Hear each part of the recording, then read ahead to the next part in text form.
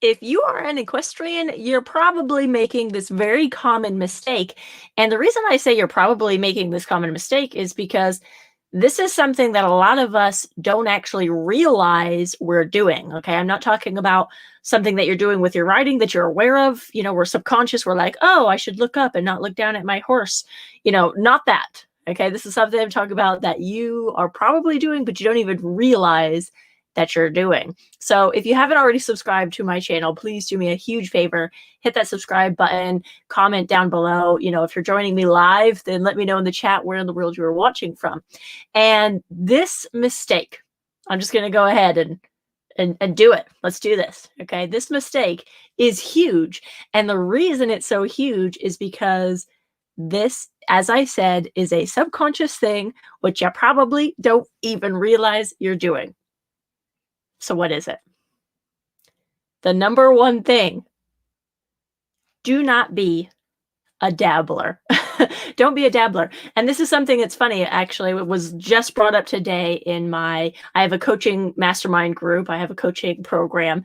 And one of my students was telling me about how, they're watching this video and that video and doing this online course and that online course. And like all of these things that they're trying, watching all these videos, reading all these books.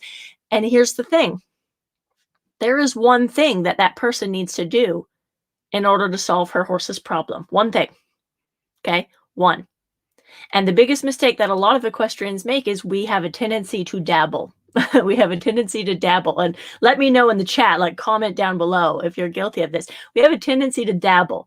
We'll watch this video. We'll see this horse trainer. We'll try that riding style. We'll do a little bit of this, a little bit of natural horsemanship, a little bit of massage, a little bit of this. Okay, we love dabble, especially if you're a woman.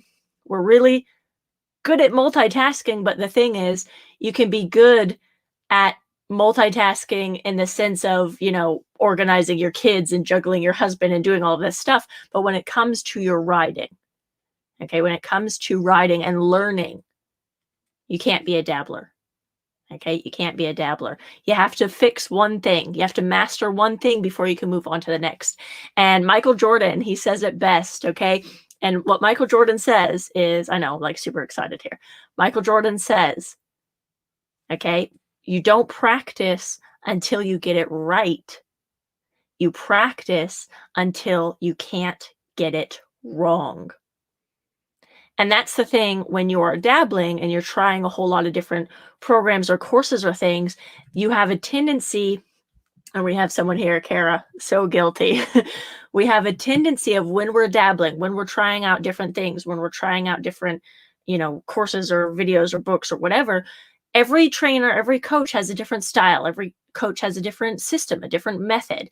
Me, myself, I've traveled and worked around the world. I've worked with Olympic level eventers. I've worked with show jumping horses. I've worked with high level polo coaches. So I've seen a whole variety, not just in my sport as a show jumper, but in many sports. I've seen high level coaches in a lot of different countries and a lot of different sports. I've worked in 20 plus countries, and they all have their own style. There's a lot of similarities. Don't get me wrong. There's rules, there's laws of physics, there's biomechanics. These are universal. Okay. Those are universal. It doesn't matter what country, doesn't matter what breed of horse. So those rules never change. Physics, biomechanics, those rules never change. But our style or our method or how we learned this or how we word things, that can change and that can vary. So my biggest advice, if you are watching this right now, and Kara, who says so guilty, my biggest advice is for you to commit. Okay, commit to one thing, one coach, one method, one style. If you like my style, awesome. I'm so happy to have you here with me. If you like my style, commit for yourself. Do it for you, do it for your horse. I know me personally, I'm a bit of a bouncer. Like I bounce from country to country. I'm a bit of a globetrotter. And so I went through a whole bunch of different trainers and a whole bunch of different coaches and a whole bunch of different styles. But I got to tell you, I didn't agree with all of them. I didn't. Okay. I didn't learn something positive from everyone. I didn't, because not everyone knows how to coach. Not everyone knows how to teach. Not everyone knows the exact reason why we do things. Some people, even at the high level, unfortunately, their solution is to throw a gadget on the horse or to do that or to do this.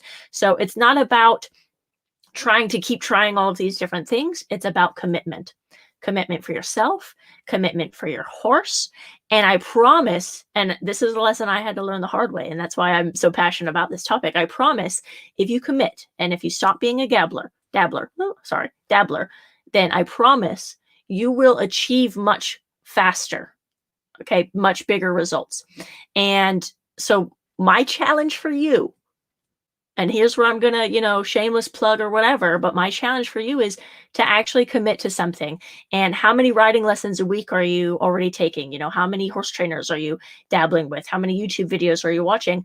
How much more of an investment would it be worth to you if you just committed to yourself, committed to one training style and to one program, and you said, you know what, I'm going to stick this out. I'm going to stick this out until I can't get it wrong. Okay. I'm going to practice not until I get it right, but until I can't get it wrong. So I do have various online coaching, things for you. This was somebody in my coaching mastermind group. That's like my high level coaching program that I do. So, that's not for everyone, but I have my guided riding audio lessons.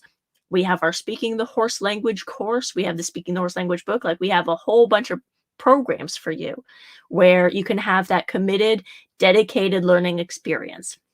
So if you haven't already, I do have links down below or up above, depending on where you're watching this.